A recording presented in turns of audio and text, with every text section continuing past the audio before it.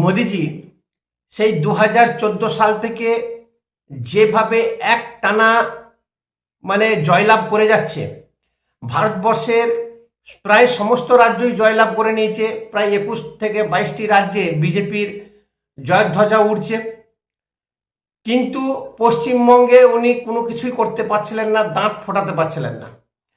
সেই 2019 থেকে লাগাতার 2021-এ আসবো করে বিজেপি আসলো না। ওনার প্রচণ্ড একটা আক্ষেপ, দুঃখ।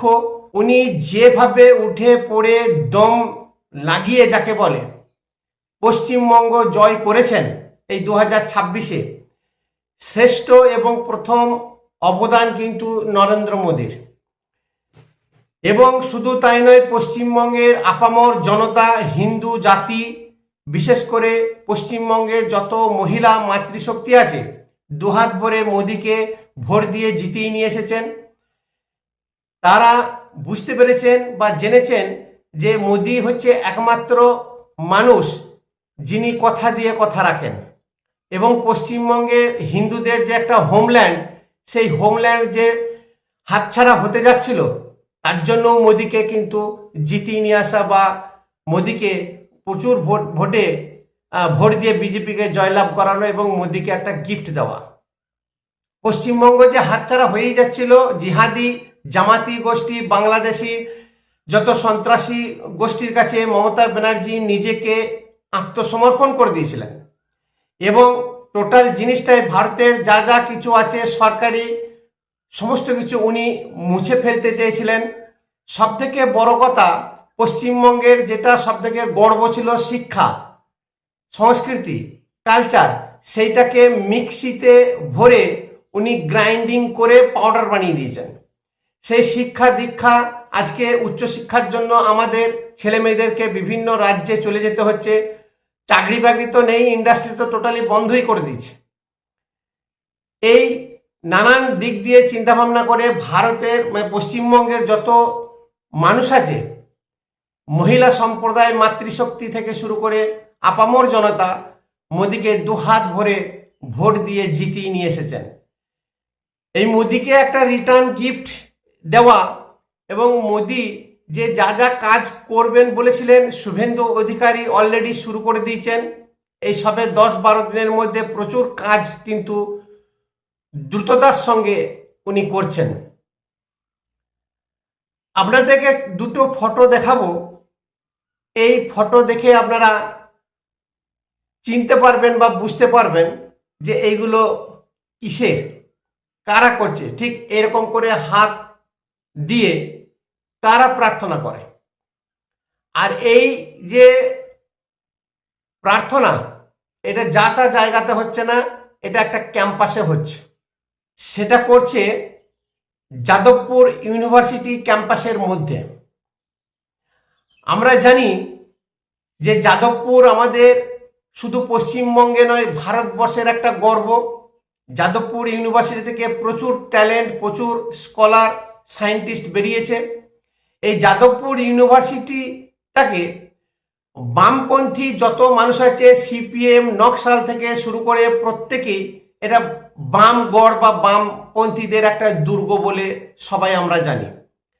এই বামপন্থীরা এখানে কি না করে, শিক্ষাটাকে ধ্বংস করে দিচ্ছে, শিক্ষাটাকে রাস্তায় নামিয়ে নিয়ে এসেছে। স্লোগান ভারত বিদ্বেষী মনোভাব, ভারত বিদ্বেষী একটা, ভারতকে ভাঙা, হিন্দু জাতির ওপরে আক্রমণ, এই বামপন্থীরা এখান থেকেই তৈরি করে থাকে। আজকে বান্দোয়ান, পুরুলিয়া থেকে শুরু করে যত নক্সালাইটস আছে, যেখানে যেখানে ল্যান্ডমাইন ফিট করে পুলিশ প্রশাসন, মিলিটারিকে পর্যন্ত ছক্কসে হত্যা করার জন্য, এই যাদবপুর ইউনিভার্সিটি থেকে তৈরি হয় সমস্ত কিছু ব্লুপ্রিন্ট। এই যাদবপুর ইউনিভার্সিটির ছত্রধর মাহাতোকে তৈরি করেছিল। এই যাদবপুর ইউনিভার্সিটি থেকে বামপন্থীরা যত নক্সালাইটস কাজ, মধ্যপ্রদেশ বলুন, সারা ভারতবর্ষের এই মেন মাথা কিন্তু এই যাদবপুর ইউনিভার্সিটি ক্যাম্পাস থেকে হয়। এই যাদবপুর ইউনিভার্সিটিতে আরএসএস ঢুকেছে, কারণ বামপন্থীদের স্লোগানে ছিল কাশ্মীর মাঙ্গে আজাদি। भारत तेरे टुकड़े होंगे, আফজল তুঝে লাল সালাম, এই যে নানান ধরনের স্লোগান এই যাদবপুর ক্যাম্পাস থেকে উঠে এসেছে এবং ভারত বিদ্বেষী যত বামপন্থী আছে, সিপিএম কমিউনিস্ট আছে, তারা এই যাদবপুর ইউনিভার্সিটিকে ভালোভাবে কবজা করে রেখেছে, এখানে পড়াশোনার লাটে তুলে দিয়েছে। সেই যাদবপুর ইউনিভার্সিটিতে ক্যাম্পাসে আরএসএস ঢুকে গেছে, আর আরএসএস হচ্ছে বামপন্থীর প্রধান শত্রু। বামপন্থীদের যেমন একটা রেজিমেন্ট সৈন্য বলুন বা একটা সংগঠন আছে, অনুরূপভাবে আরএসএস এরও কিন্তু সেই রেজিমেন্ট সংগঠন আছে। তারাও কিন্তু ওই গ্রাসরুট থেকেই রাজনীতি করে এবং সংগঠন, শাখা সংগঠন তারা তৈরি করে আরএসএস। আর আরএসএস যেখানে ঢুকেছে সেখানে বামপন্থীদের হাওয়া টাইট হয়ে যায়। মোদি দুঃখ করেছিলেন, প্রচারে এসে বলেছিলেন যে এই যাদবপুর ইউনিভার্সিটিটা একসময় সারা পৃথিবী, সারা ভারতবর্ষের গর্ব ছিল, আজকে সেখানে পড়াশোনা হয় না। মোদিজি কি বলেছিলেন একটু আমরা শুনে নি। का नाम दुनिया भर में सम्मान से लिया जाता था। इस कैंपस की नींव ही राष्ट्रवाद पर रखी गई थी, लेकिन आज यहाँ की स्थिति देखिए, कैंपस के अंदर धमकियां दी जा रही हैं, दीवारों पर देश विरोधी बातें लिखी जा रही है और छात्र अपनी पढ़ाई के बजाय सड़कों पर प्रदर्शन करने को मजबूर है। हम यहाँ अराजकता नहीं, एकेडमिक माहौल चाहते हैं। हम यहाँ धमकियां नहीं, संवाद चाहते हैं। जो सरकार अपने ही राज्य के सबसे बड़े शिक्षण संस्थान को नहीं बचा सकती, बंगाल का भविष्य क्या बचाएगी? बंगाल के नौजवानों का भविष्य क्या बचाएगी? মোদিজির এই যে বক্তব্য শুনলেন, বিজেপি বলুন বা মোদিজি, প্রধান এবং মেন ক্রাইটেরিয়া হচ্ছে পশ্চিমবঙ্গের শিক্ষা ব্যবস্থা, পশ্চিমবঙ্গের যে মেরুদণ্ড সেইটাকে সোজা করা, এই শিক্ষা ব্যবস্থাটাকে আবার পুনরায় যে জায়গায় ছিল সেই জায়গাতে নিয়ে আসা, যার প্রথম ধাপ কিন্তু অলরেডি শুরু হয়ে গেছে। এবং যে পরিষ্কার পরিচ্ছন্ন কাজ শুভেন্দু অধিকারী শুরু করেছে, তা সেই দেখে বামপন্থী এবং মমতা বন্দ্যোপাধ্যায় বাংলাদেশের জামাতিদের তীরবিরানি শুরু হয়ে গেছে।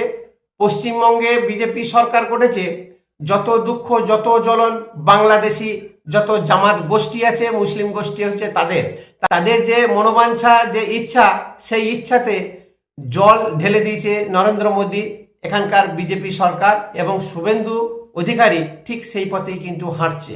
নমস্কার, ভিডিও ভালো লাগলে অবশ্যই একটা কমেন্ট করবেন, সাবস্ক্রাইব করে চ্যানেলকে উৎসাহিত করবেন।